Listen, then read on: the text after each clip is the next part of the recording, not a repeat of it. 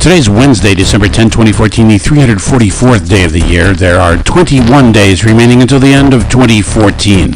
On this day in 1041 AD, the adopted son of Empress Zoe Porphyrogenita of Byzantium succeeds to the throne of the Eastern Roman Empire as Michael V. Michael's father, Stephen, is a caulker by trade because central heating 1,000 years ago is such a hit-or-miss operation. It's crucial in Byzantium to seal the windows against those stiff northerly winds.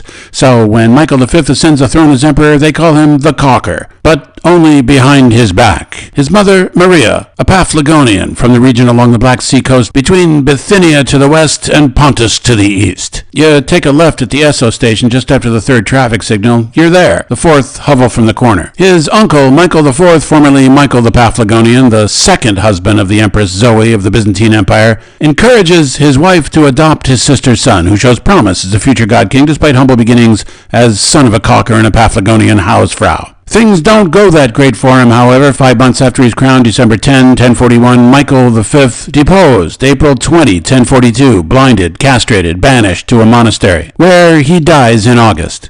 It's pretty clear you don't ever want to be standing between Zoe and the Byzantine throne.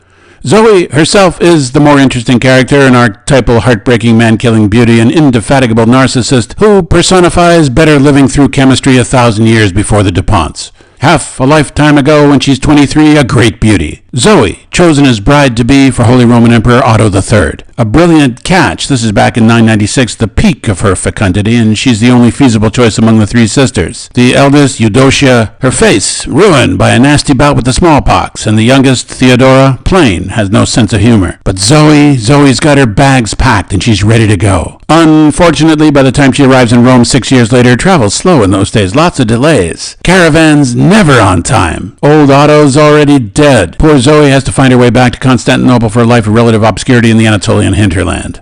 She becomes obsessed with continuing her Macedonian dynasty in Byzantium by any means necessary. She's 50 when she marries her first husband, Romanos III, in November 1028. But that marriage proves childless. That ship has long sailed, though not for want of zeal. Zoe wears him out trying to get pregnant, making use of amulets, charms, potions, candlelight Javanese shadow play pornography. It's useless, nothing works, and by 1041, Romanos shuns the marital bed, as they say. He just can't sleep with Zoe no more. In 1033, she falls in love with her courtier, Michael the Paphlagonian. Girl's gotta have it. The next year, 1034, Romanos III found dead in the bathtub, perhaps strangled, or poisoned, or drowned. Perhaps all three. A little suspicious, Zoe marries the Paphlagonian that same day. Michael, from a long line of peasant farmers, raises himself up as a small-time criminal back in Paphlagonia, a forger of coins, a little loan sharking, trafficker of medicinal herbs, for which, in particular, Zoe has a personal interest, especially the aphrodisiacs. She's 56, and she's got great hopes for a life of marital bliss with Michael. She's a romantic, but he's seen up close what happens to that poor old schmo Romanos in the tub. He's worried she'll turn on him the way she did with that guy, and just can't inspire himself to assault her battlements. So Michael IV, 1041, as the dying emperor, puts all political power into the hands of his brother, John, the eunuch, with the sure knowledge that his wife has no romantic interest in him, which sets the eunuch pretty much apart from every other John in town. Zoe, to the end of her days, she dies in June 1050 at 72, remains celebrated for her stunning beauty, and is, as contemporary historian Michael the Stammerer Ptselos in his Chronographia, like he actually knows this,